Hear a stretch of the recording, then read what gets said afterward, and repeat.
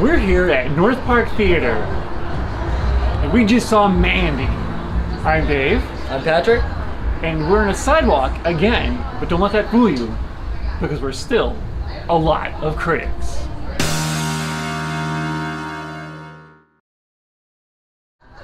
Did you like Mandy? Yes and no. Yes, for the entertainment value, I liked it. No, I just thought it was going to be something different, so possibly that's my fault. But I thought that it was just going to be better than it was. So, is it a movie you absolutely have to go see? No. In those terms, I did not like it. What about you? I'm not even sure yet. There's things I liked about it. There's things I didn't like about it. There's things I really liked. But as a whole, it's really difficult to... It's a lot to unpack. Process. Like, yeah. We just saw it, and it's kind of like... When it ended, the theater was silent. And we all were kind of staring and thinking, it's usually never a good sign. Yeah, but what did we just see? I honestly think this movie was a little overhyped.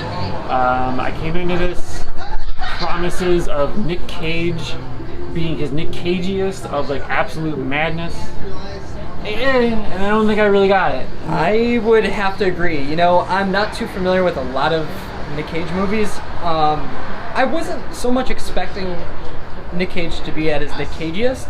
There were definitely moments, I would say, but I expected a toned down performance, but it's still, there was something about this movie that it wasn't, it didn't live up to the hype either way, It's a tricky one, but it definitely, I wish I hadn't been so excited and like pumped up.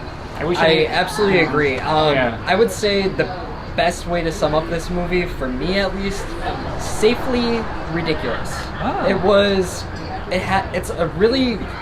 It's not an outrageous movie that is just completely abstract and crazy, but there's some ridiculous moments, but it's not fully there. We had moments of surrealism, we had moments of super serious like drama, we had moments of completely off the walls nonsense, we had comedy, like a couple really, really funny moments that were like, wait, what? Like out of nowhere. A lot of gems in there. So. Yeah. So it's the sum strange, but the parts, like they worked, but did they work together? That's the question. You know, that's. I guess it's a big question. Apparently, critics think that it did. As for this lot, I wouldn't say fully.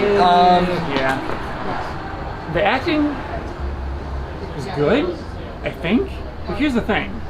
The whole movie had a very surreal tone, a very just dreamlike, drug-like, just really ethereal. So it's hard to judge the acting when it's a movie where the characters are in this like swimming pool of just colors and like...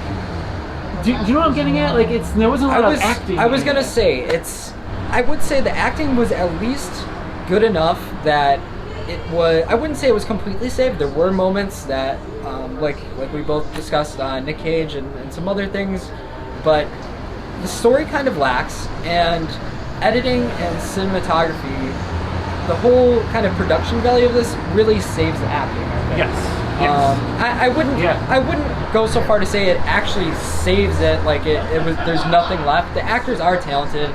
It is like people play good roles, but the editing and the production of this film really bring everything together. Well, right into that, I'll just say it's so hard to talk about this without spoilers because it's a really unique movie, but the visual and audio experience really is something. And if you're into experimental films or movies from the 70s or things that just took plot, threw it out the window and said, this is not a movie, this is going to be something you experience in the theater, this is going to be something that happens to you, you're going to love it. It's really, it achieved that perfectly.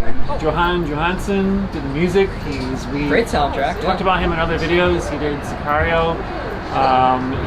Incredible soundtrack. And like when I found out it was him afterwards, I was like, of course it is, because it's droning and slow and building, and he's just, his whole career he's done that style. And he, again, it's like sadly he passed away, but I'm glad that we have one more gem from him that is just going to be remembered. If nothing else, that was like an incredible part of this film. I think this movie, while it is good for this time and 2018, it's refreshing and also a little bit oversaturated in the genre of like 80s retro kind of theme. I felt like it would have done better, and it probably would have been an instant classic had it come out in the 80s. I feel like it's trying to be that. I think this is supposed to be the kind of thing that you would find in a video store in the 80s, and you would know what it is, and you'd watch it and be like, what is this?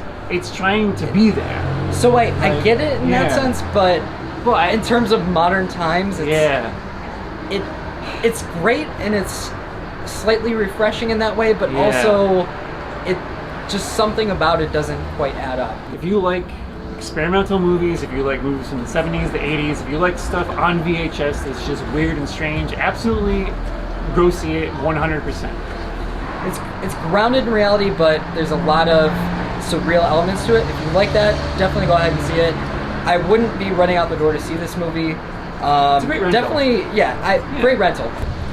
Thank you again for watching and joining us at the lovely North Park Theater once again. We are a lot of critics. We thank you and encourage you to like, share, subscribe, do all the things, because it really, really helps the channel a lot. Promote stuff. One more thank you, and we will see you next time. See you next time.